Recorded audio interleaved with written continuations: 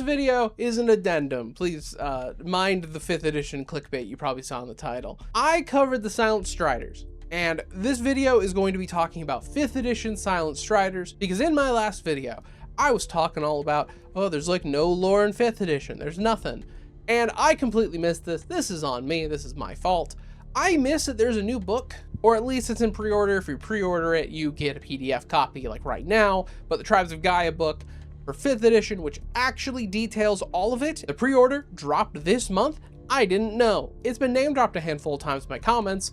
It slipped my mind. My real life's been really busy. So today, I'm going to be fixing that. I do want to use this moment to say the Tribes of Gaia book is genuinely pretty sick, and I like how they've taken the Silent Striders because it's not that different. I'll be the first one to say, wow, good 5th edition lore for Werewolf. I hope this is a trend. So I'm not going to be super negative in this video. There's not a lot that I can be negative about. But before we fully jump into everything, one bit, I'll speed through it, just want to shout it out. I have a Discord. It's something I've been apprehensive about doing.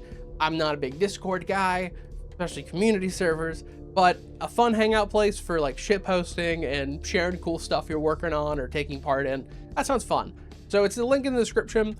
If you're a channel member, you actually get a special role, and if you're the top 2 tiers that we have, you can be in a secret cool private chat for only top tier members. But 5th edition Silent Striders, I am really happy to say, not a lot was retconned. There are little details that are different and that are fleshed out to fit more in 5th edition. But like first and foremost, their role in the Impergium, they're still one of the early people who fought against the Impergium, though not because of intelligence and them realizing that this was a bad idea, but because of their connection to the underworld and their connection to death. They could see firsthand that the actions in the Impergium and what they were doing was fucking things up.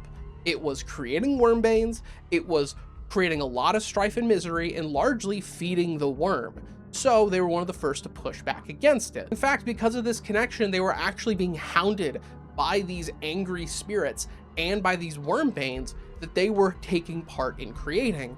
Alongside their patron spirit, that being the owl, they would eventually be given the charge of doing what the worm should be doing. For the cycle of the triad, the worm is that of the end, destruction, entropy, what should be a life cycle, a big triangle that's perfectly in flow. Obviously, for the concept of werewolf, that's been fucked. The Silent Striders would take up that role as the natural ender of things. Death is not something to fear, it is just the natural conclusion that occurs. This doesn't mean they're going full Chakravanti assassination to preserve karma, but they are helping guide that path along, eventually finding their way into Egypt with the guidance of the owl. As well, in Egypt they beefed a little bit with the Makole and the Basset, but a true enemy appeared. This enemy was known as the Dark One. Now, another aspect I'm a huge fan of, the Dark One is very open to be what you determine as a storyteller, because I'm a huge fan of giving more things to the hands of the GM and the players, so you can make that decision. The Dark One, in this beautiful table, can be still set. It can still just be him. However, I do like the little note that like, oh yeah, this could just be Cain, which is scarier. Honestly, I don't know, power scaling argument. That's the only reason I push back against it being Cain, but I think it's totally fine. Or you can keep it very in-house with still things that are only present in Werewolf and not talk about vampire lore at all. But either way, the Dark One had an army of creatures, strictly undead, that disguised themselves with the face of man, which is why I lean still more into the vampire sense, because that's pretty explicitly vampires. This is something they worked really hard to find the ways to kill. They need to find a way to put down this undead threat, and eventually they did. Again, through their beefing with the Basset and the Makole, they eventually found hidden secrets to take out the vampires. But they would do one big faux pas, spiritual faux pas, as a bunch of Silent Striders, in their fight against this Dark One enemy and his forces, they decided to pull a fucking Sun Wukong. They swam across the River of Death, found the annals of the Silent Striders, and erased a bunch of their names, making them immortal. Temporarily, because eventually they would strike a good blow against the Dark One. Most likely, if we're taking the old story into account, this is them putting Set into torpor. However, I will say this can't be a perfect 5th edition book because it doesn't mention Shu Horus, the absolute legend that he is. So like, 9 out of 10 instead of a 10 out of 10. But the curse that was laid on the Silent Striders was not from the hands of the Dark One, it was actually from the Celestines.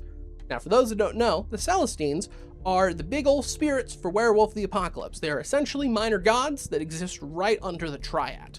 Like, for example, the moon and the sun, Helios and Luna, those are Celestines. The Celestine, the Bull of Heaven, came down and declared them guilty of going against the wishes and plans of Gaia because of them doing this immortality bullshit. It was reversed and they were cursed, which this is another part I'm a fan of. I actually really like how the curse is laid out here because it gives you a really explicit understanding of what their curse is. As this isn't just barring them from Egypt and their homeland, what this is this is like the Ravnos Bane. They were cursed that if they ever tried to settle down and actually set up a long-term camp, they would be hounded by those same evil spirits and wormbanes that they ran away from earlier in their history.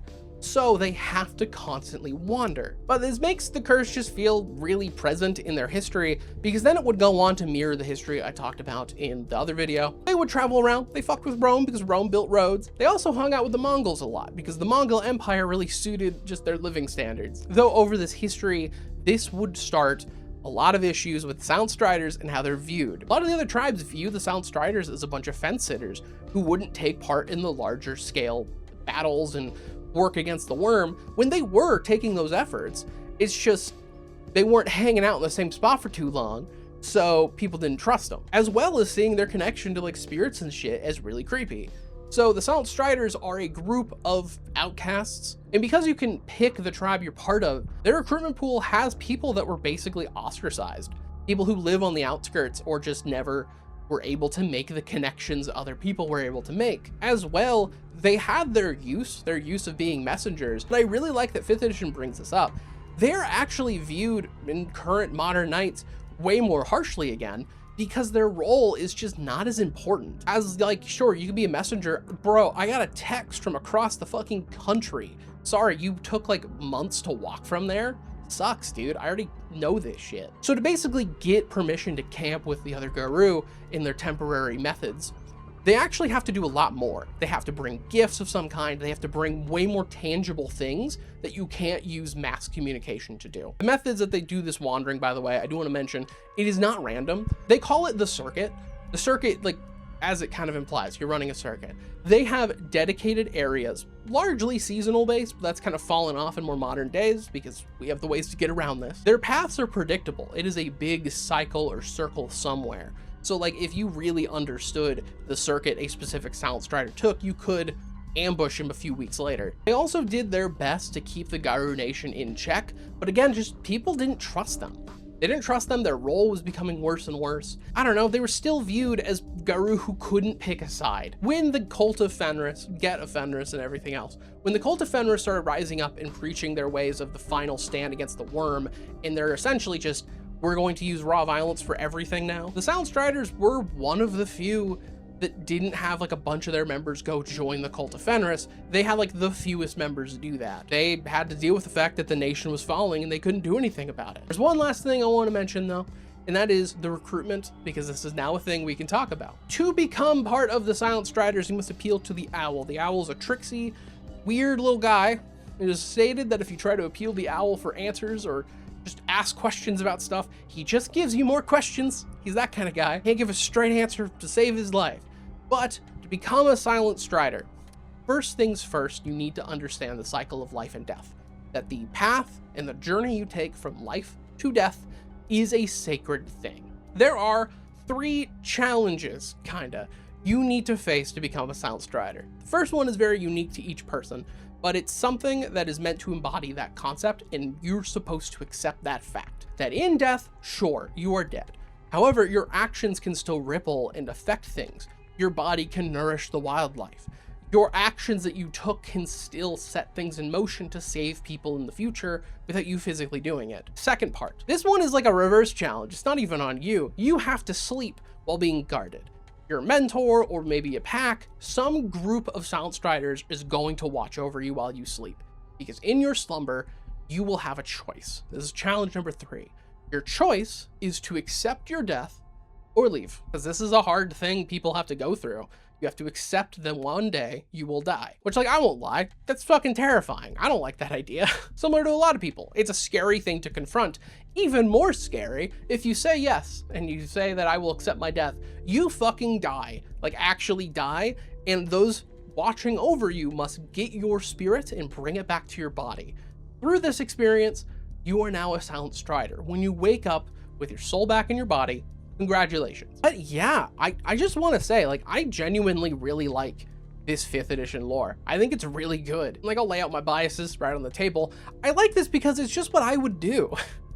It's what I was saying in the last video, where I believe you can keep the cultural background of these tribes and have the change that it's not hereditary anymore. I think you can still do that. And this does it. It opens it up. So there are certain aspects that you can fuck around with and change, because I do think it is important. As much as I like the interconnectedness of WoD, it is something sales metric wise doesn't work. I'm hoping that'll change, because current 6th edition like BTM rumors right now, big thing is that it's going to return to some meta plot stuff. And I think we're in a modern day where if we're going to see it change, that more interconnected lore works, I think it's now, mainly because it's just so much easier to get into this. I'm making a video. That wasn't a thing in the early 2000s of just lore videos and lore content. You'd have to fucking read the books. And then that makes it so, like, hey, what's up? If you want to play the fun part of WoD, you need to buy every book they've ever made. That's not fun. So having those tools for someone to just, like, I only want to interact with Werewolf the Apocalypse, I don't care about anything else, is important, as well as opening your shit up to allow interconnectedness, because the game systems just work to do that. I think this is genuinely good. There's not a lot of retcons here. The retcons and the things that are changed are minor. They're essentially little specifics that you could easily flip around. If you don't like the idea of their curse, you could just keep it, but make Set the one to do it. But yeah, that's honestly gonna be it. I never thought it'd be nice about Werewolf 5th edition, but here I am, genuinely liking it. First and foremost, I want to thank all my channel members who make all these videos possible. Super appreciative. And I want to thank my top tier channel members, that being Eric Sheriff, Megas Cadron, Pork Chomp, SSJ Werewolf, and Czar Shadow. Thank you all so much. It means a ton. And still, yeah, join my Discord. It's new, it's fun. Link in the description and in my channel bio. Join my membership and you'll get a Discord role for that, and you'll get some perks for that. Like, comment, subscribe, do YouTube stuff. See ya.